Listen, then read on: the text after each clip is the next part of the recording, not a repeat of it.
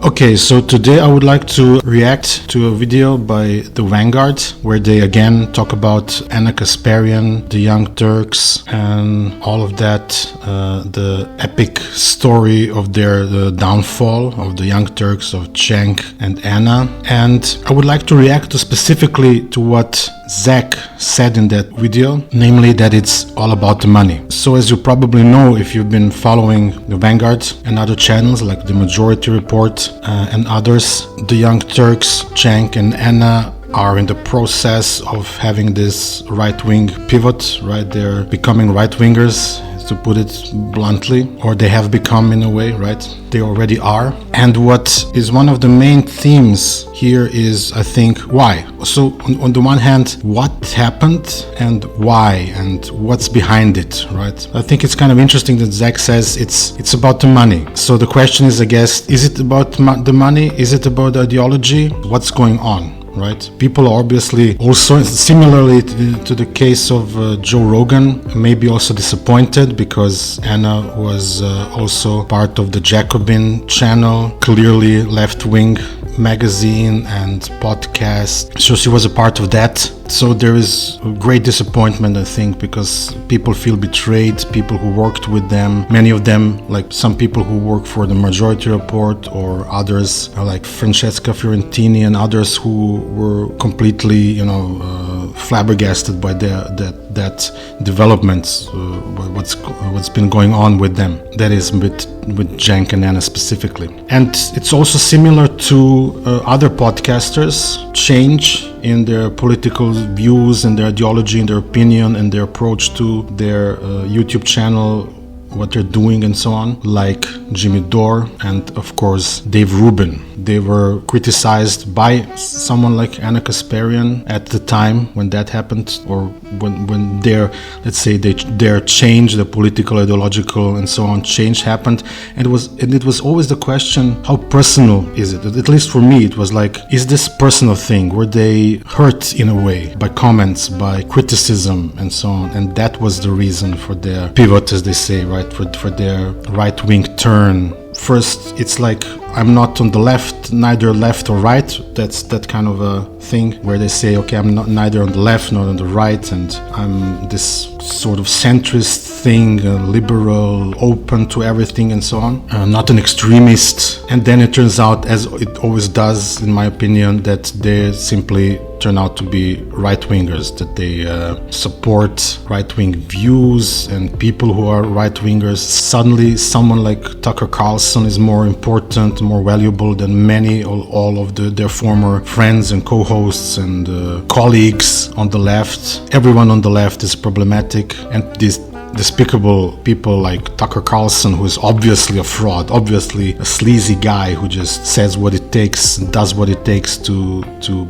get views, to be also near power, right? He's someone who's in a way also close to Trump and a sycophant. Suddenly they have something important to say. They find, so for instance, Anna finds one thing where they in a way agree on, like criticism of Israel, for instance. This is also what they talk about mostly in this video, but I won't get much into that subject matter. For me, the question is, okay, when these things happen, so does it make sense to even look for a reason? Because there are always many reasons when someone does anything, right? When a person decides to do a thing, right? There are always many reasons, right? What for me stands out is this similarity to Joe Rogan in a way. So again, I talked about this in the last video. When Bernie was popular, Joe Rogan was a Bernie fan. Cenk, of course, is a little bit different because he was involved in politics. He was involved in creating the so-called Justice Democrats. He supported Bernie Sanders. But then things have changed, right? And Trump again became relevant. And I remember when I started watching the Young Turks, it was during Trump's first term. And the Young Turks channel was all about Trump, right? If you go back and look at the videos, it was Trump, Trump, Trump. Trump did this, Trump said that. So for me, it was almost that they sounded like, liberals who, have, as they call it, the Trump derangement syndrome, right? Focusing, even then, was for me a little bit too much on Trump. And also supporting Bernie and all of that. But then things started to change, and again, the question is, what happened? Was it personal? Was it, in Anna's case, for instance, you can almost feel it. I mean, from my perspective, I think you can feel when someone is really hurt by the comments, by people, saying what you said was wrong. For Anna, it was about the birthing person thing. There was also with Cenk and Anna about the homeless and so on. So many things that were problematic that they said about these topics. So you could see slowly but surely they were drifting away to the right. And the question is always, for me, similar again to Joe Rogan. If at some point it turns out that you are a right-winger, that your views are kind of more in that direction than on the left, the question is, have you always been that? Is your approach to what you're doing, because even if the TYT network is a huge channel and there are 5 million subscribers, and in a way they started it all, right? Still, isn't that opportunistic to say, okay, we're going to turn any way that wind blows. We're going to assess our situation, and of course money plays a crucial role, especially if you have that kind of an idea that you're creating a network, right? So TYT was and is kind of a copy of mainstream TV with the hosts as anchors, Cenk and Anna, and the way it looks and so on. So it's definitely not this kind of a DIY project as, for instance, the Vanguard is, right? Completely different. But at the same time, they're all on the same level. They are YouTubers. They are YouTubers, commentators, political commentators. And I think that with Cenk especially, that he's in kind of for me, it's not clear what he thinks he is, first and foremost. Are you a political activist? Are you someone who is trying to get involved in politics? Or are you a commentator? Are you someone who can go online and simply say his opinion? He's well known for his rants and is very emotional. And for me, all of these things kind of don't mesh very well, because you cannot be a politician and that kind of a YouTuber podcaster who then says his, outright his supposed honest opinion, who gets so involved in things and then criticizes and is, or at least tries to be, or is supposed to be in a way honest. So for me, in regards to Cenk, the problem is this kind of, you could almost call it, identity crisis, right? And again, the question is, like Zach said, is it about the money? So actually he said it's all about the money. Cenk has also said, I think it was when he was in Hassan Piker's podcast or stream, that he's a capitalist. So he's just simply said it outright. And for me, that's a problem, because even if you are kind of a liberal centrist, or at least kind of a social democrat even, which I don't think Cenk is, but maybe in that kind of a direction where you can say we can tolerate capitalism, it's still problematic, I think, to say, okay, I am a capitalist. Well, for me, if you're a capitalist, you're not leftist. You're not a leftist, right? That's a problem. It's a huge problem.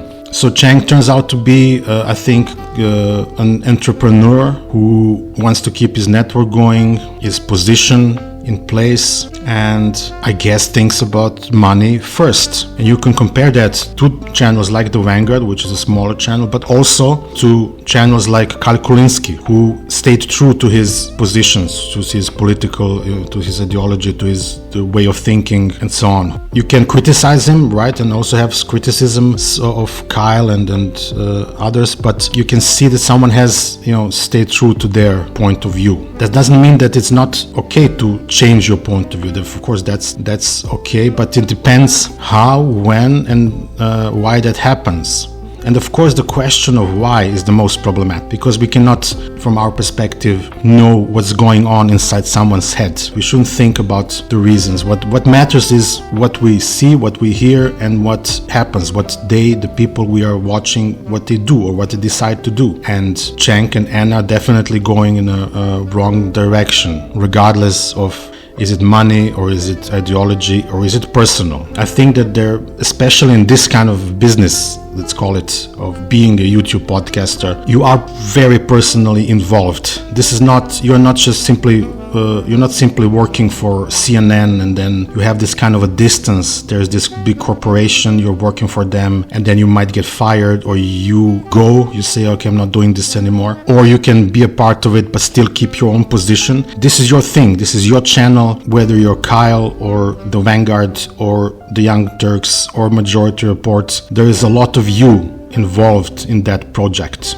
So I think, and especially if you think about the comments and all of the social media thing, and these people are, of course, as the Vanguard boys, as they call them, like to say, terminally online, it's very hard to imagine that it doesn't bother you when someone criticizes you, or when you see that things are kind of going in a wrong direction, that maybe people don't agree with your political position, and even put that into question, right? To say, I think that what Anna is saying is problematic, is more right-wing, that she is doing this, and then of course the question, why is she doing this, pops up automatically. Similarly, her position on Israel, what they also talk about in this particular video, is it anti-Semitism? Is it not? When you simply criticize Israel and say, okay, they are controlling everything, and then use some kind of anti-Semitic tropes, wittingly or unwittingly, that's always a question, what's behind it, but we'll never know what's really behind it. The only thing what we can say is what